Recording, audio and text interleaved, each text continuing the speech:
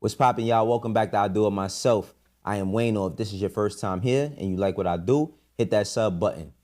You know Nas is relevant again, so we're going to talk about him. But we talking about It Was Written. It Was Written came out July 2nd, 1996. It's now July 3rd. We're a day late, right? But I have to show this album appreciation. I got to show this album appreciation. One of the things that I want to do with this channel and what I want to grow to and build bigger shows on hip hop about is our history. It is no textbooks for what it is that we do. Unless people's talking about it on the radio, which people don't listen to the radio anymore, there's no voices on DSPs that you can hear and hear people break down things, you know what I'm saying? Because everybody being stingy with the bread. You don't get a chance to hear these stories. So I want to take the time to appreciate It Was Written. This is my favorite Nas album. Not being cliche. Seeing that this album just turned 29 though, it was a little bit of an eye-opener for me. I ain't gonna lie. July 2nd, 1996. By this time, I had just graduated middle school. Graduated from Joan of Arc. I was headed to high school. My first year of high school was in 96. The Bulls just went 72-10 and won the championship against the Seattle Supersonics. Michael Jordan jumps on the ball. They went on Father's Day, right? My dad was here. If y'all don't know, I lost my dad in 2020, but I have so many good memories around this time, even though it was a tough year for me. In 95, I had moved back to New York from Maryland, and because I was in Maryland for a year. And I remember that summer, you know, after living in Maryland from the end of 94 into 95, I remember that summer like gearing up my mind, like, yeah, I got to go back to Maryland. And my mom's just coming up to the city one day in a car packed up with stuff. I didn't know what was happening. And we moved into the shelter system. So from 95, me starting 8th grade to 96, we lived in that shelter system. We went through 3 different shelters. If any of y'all is in the Bronx, I lived on Powers Avenue. It was a shelter on Powers Avenue. I lived in the EAU. EAU was just like a placement shelter that you had to be on a nightly basis, you know what I'm saying? And then they placed you. And then we got placed in the Powers, and then we went to Crotona. Crotona Park Help, which was on 175th and Crotona, on the 174th stop on the 2 train, which my aunt and my grandma lived in Bronx River Projects on the other side of the bridge. But this album, man, like I said, this album mean a lot to me. Like it's my favorite Nas album. Everybody regards, or I'm not gonna say everybody, but a lot of people regard Illmatic as the best album because of when Nas wrote it. He wrote it when he was 17. It came out, I believe, when he was 19. It was a depiction and a story of life in Queensbridge. You know what I'm saying? I wasn't a geographical person at the time when I was that young, other than the fact that when I moved to Maryland, I wanted to move back to New York, to the Bronx specifically.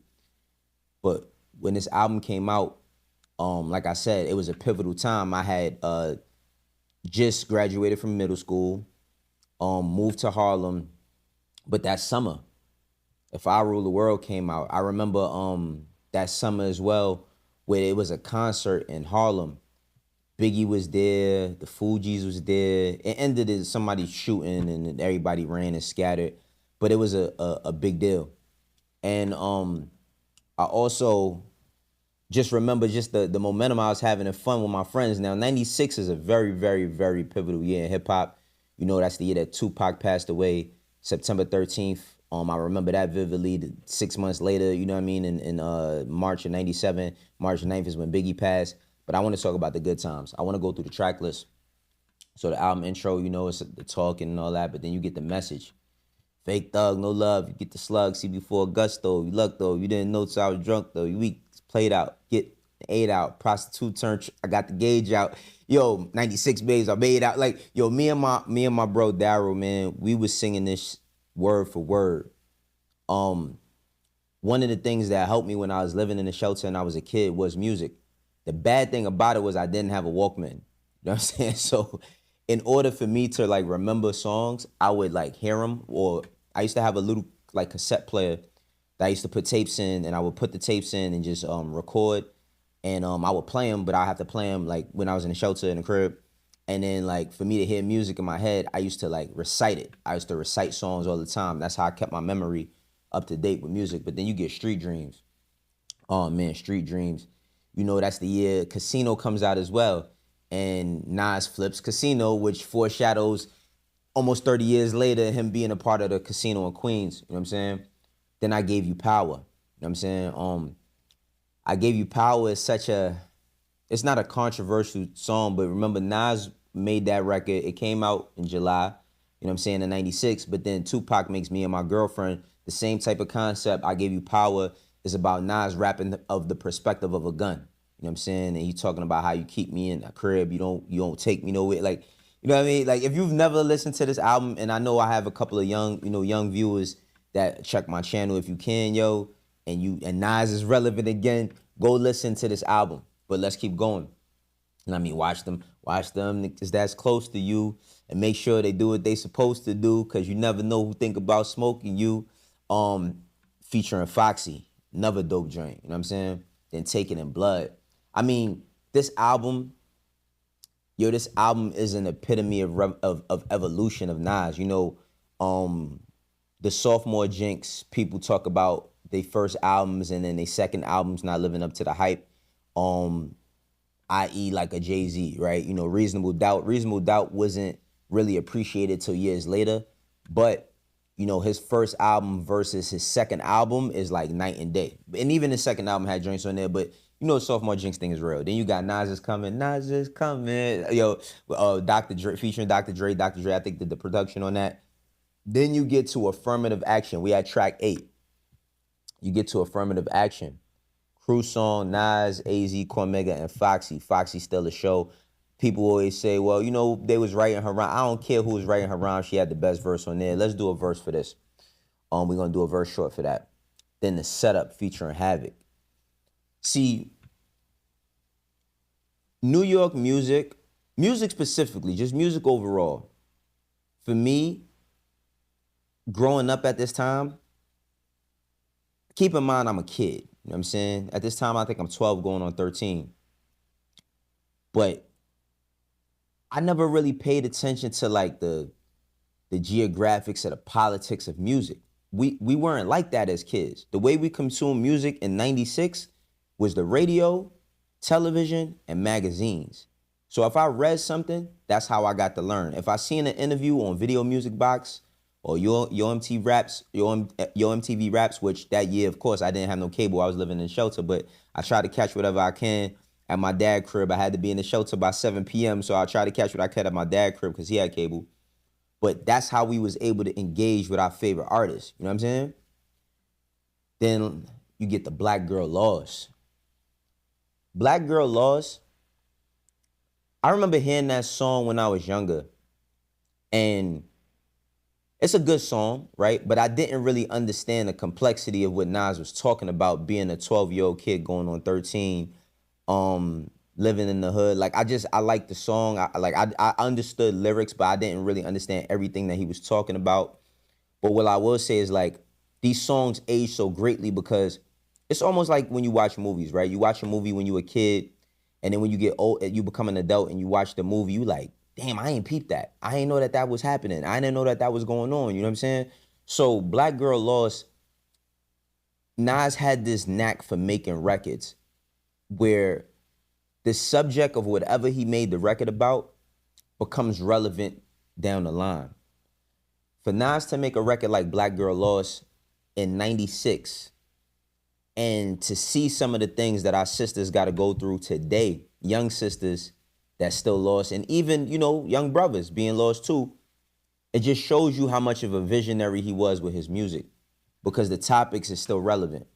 Then you get The Suspect, niggas don't come outside, you might get pushed back tonight. That was another joint. Then Shootouts. I mean, to me, this album is perfection. This album is perfection. This is a classic album. You know what I'm saying? This is a classic album. When we talk about like albums and what they mean, most people talk about what they meant at that time. But classic music is judged over time, right? And there's really not a timeline on when you can say something's a classic. I know everybody says, oh, if you hear something immediately, you can't judge it. Like, you can't say some shit is good the first time you listening to it. Yes, you can. You can say if it what it means to you after the first time hearing it. I know the feeling that I had in 96 when I heard this album. I know the feeling that I had the first time I heard Good Kid Mad City. You know what I'm saying? I know the feeling I had the first time I heard Blueprint. I know the feeling I had when I heard We Are the Streets by the Lox. I know the feeling I had when I heard Ghetto Dope by Master P. Or I Got That Work by the Big Timers. You feel me?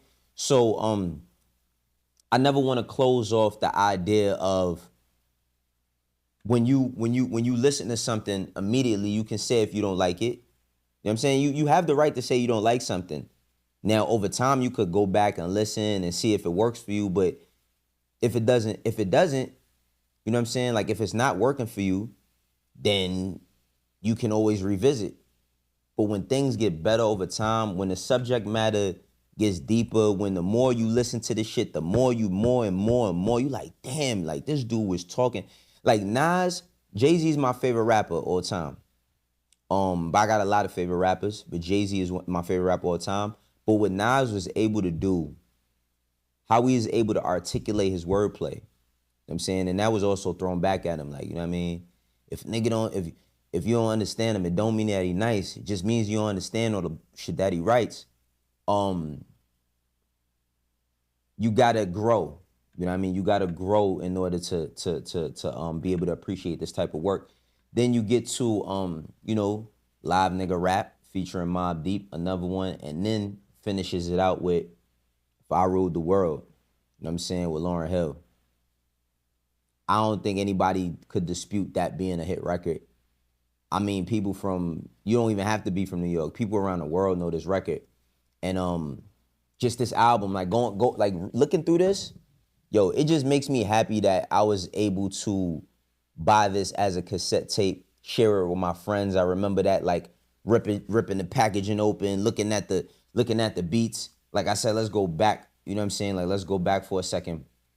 But just like watch them niggas. Like, I remember becoming an A&R, and my man Hip Hop. Shouts out to Hip Hop. He's a A&R. He from Harlem. You know what I'm saying? Legendary brother. But I remember I had asked him, yo, it's so many stories I have from working at Rockefeller that I know a lot of these dudes don't remember. But I remember asking Hip Hop, how to sequence. And he basically sat with me and told me how to sequence. And he said it's based on the music, you know what I mean, what the artist is talking about, and how you want to deliver the message as an A&R working on the album. Now, some albums that you sequence, you might have a sequence and go back to your artist, and they like, well, I want to, and y'all go back and forth. Y'all play ping pong. Yo, I'm feeling this, I'm feeling that. Let's take this off. Let's revisit this. Let's work on that. Let's expound on this idea. Making the album is like one of the greatest, like, A&R in the album and sequencing the album is like one of the greatest feelings. But this album, the sequence top to bottom, I don't think there's a moment spared. Think about how a Quentin Tarantino film is, you know what I mean? Think about Pulp Fiction, from the opening scene to the end, you know what I mean? It ends at the beginning, you know what I'm saying? And then they revisit the end, of course, at the end. But it takes you through a journey, and this album takes you through a journey. You know what I mean? The opening song is The Message. Then you get Street Dreams. Then you get I Gave You Power.